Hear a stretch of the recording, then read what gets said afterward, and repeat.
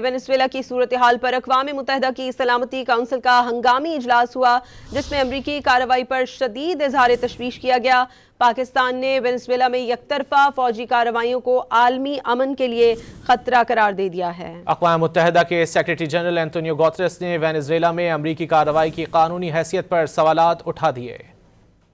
अक़वाम मुत्तहिदा की सलामती कौंसिल के हंगामी इजलास में अक्सरियती अरकान ने वेनेजुएला पर अमरीकी हमले पर तहफ़्फ़ुज़ात का इजहार किया। कायम मकाम पाकिस्तानी मंदूब उस्मान जिदौन ने कहा कि यकतरफा फौजी कार्रवाइयाँ आलमी अमन के लिए खतरा हैं। ताकत के इस्तेमाल के बजाय सियासी इख्तलाफात का पायदार हल मुकालमा और सिफारतकारी है। फ़रीकीन कशीदगी में कमी के लिए तहम्मुल का मुज़ाहरा करें। तहरीरी बयान में अक़वाम मुत्तहिदा के सेक्रेटरी जनरल एंटोनियो गुतेरेस ने कहा कि फ़रीकीन को अक़वाम मुत्तहिदा के चार्टर की मुकम्मल पासदारी करनी चाहिए। दूसरी जानिब अमरीका का कहना है कि वो वेनेजुएला पर कब्जे का कोई इरादा नहीं रखता।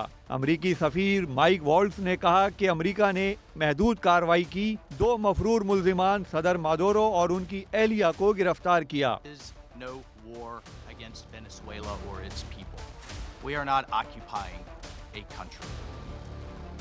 This was a law enforcement operation